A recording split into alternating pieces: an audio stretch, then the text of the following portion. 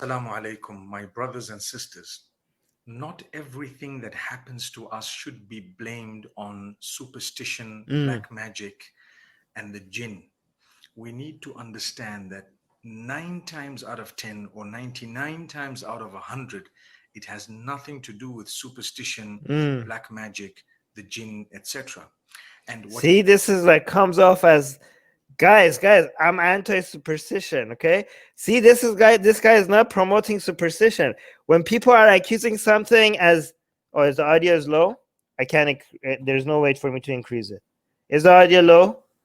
So he's saying 9 times out of 10 when people are saying black magic is superstition, okay? So you're like, wow, look at this guy being anti-superstition. This is great. But he's saying 1 time out of 10, it is actually black magic. Right? So this is how you spread superstition while pretending like you're anti-superstition. Guys, is the audio for Mufti Menk low? What am I supposed to do? What is even more interesting is that the Almighty has taught us how to protect ourselves from being affected by black magic, by the evil eye, and a lot of superstitious items. Now, if we're not prepared to take the precautions, then obviously, shaitan or the devil, Satan will tamper with our minds. So for that reason, it's important for us to spare a moment every morning and evening to read those passages of the Quran where the Almighty has told us if you were to read them, then you will definitely be protected from the evil eye, from the jinn kind, from black magic, from all sorts of superstitious. So he's telling you that just just read the Quran, specific parts of the Quran, every morning, and that will protect you from black magic, from the evil eye, from superstition. What did he just say? From superstition? Then you will definitely be protected. Definitely will be protected from the evil eye, from the jinn kind, from the jinn kind. That's basically the Islam's version of the demons. Yeah, actually, they're called the jinn kinds. The jinn kind.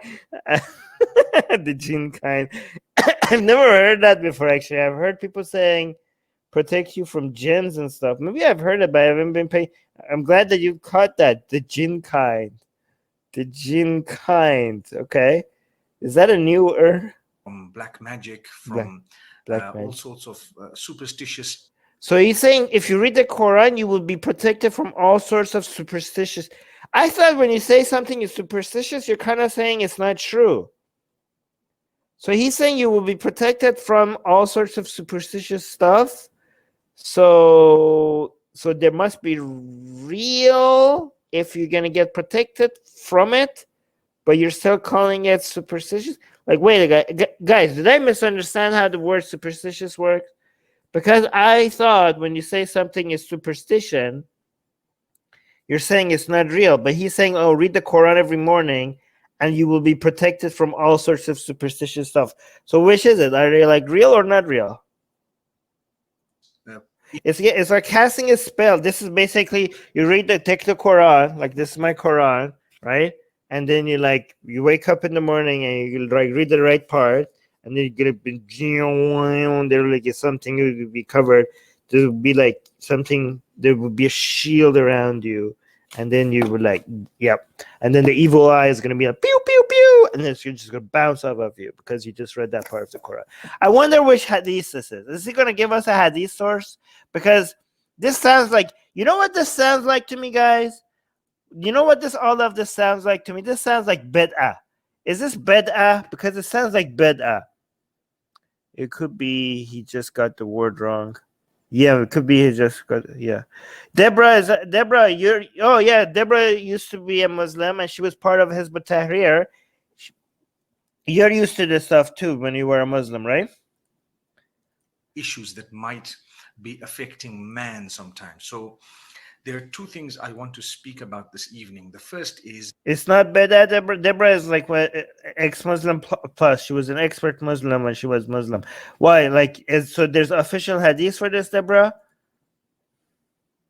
I think he means supernatural. Ooh, Hussein, you're right. Maybe he wanted to say supernatural, but he said superstitious. Maybe. Most of the difficulties we face can be explained by Hmm. either medicine or by common logic or by some form of an explanation that will make sense to you. See, this is how they pretend that they are being very wise while selling the idea of black magic, right? This is what, this sounds like, which one movie was this? Was it The Conjuring?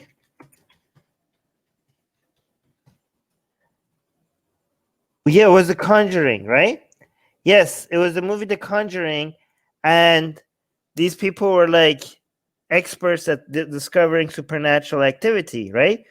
And they're the real deal, because when they go and try to investigate the house that has that people think that there's been haunted by a demon or a spirit or something, they tell them like, nah, they're the true skeptics, right? They go in, they like investigate, they like realize, oh no, it was the pipes or it was the wind or something, and they're like, dude, your house is not haunted.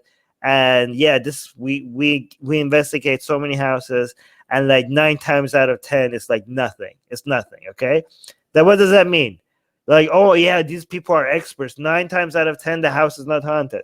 Like, this is like a way for, it's a tactic. Like Hollywood, basically Mufti make Hollywood is doing the same thing, right?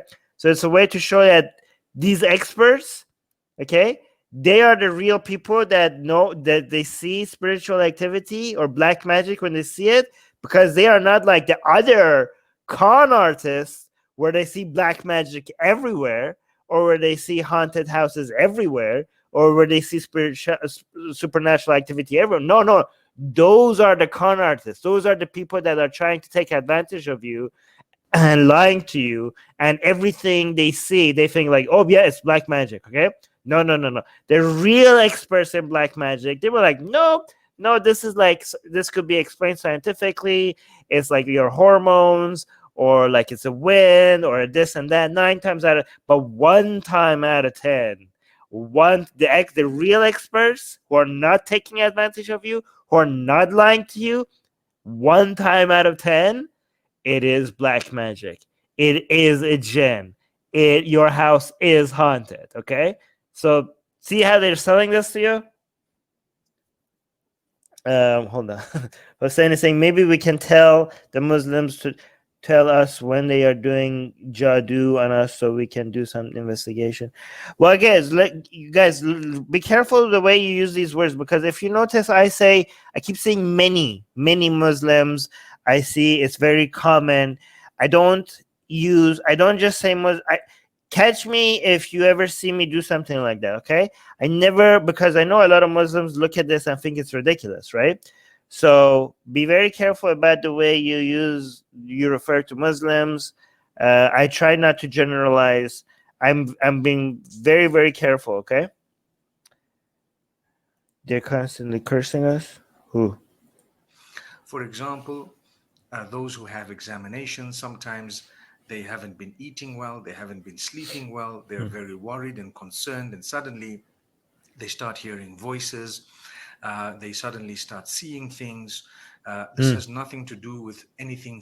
Oh yeah, we are. Hussein is saying yes, we are. That's true. As ex-Muslims, we are constantly receiving curses, right? So I don't know why it's not working. We must be under some very, I don't know who's like protect.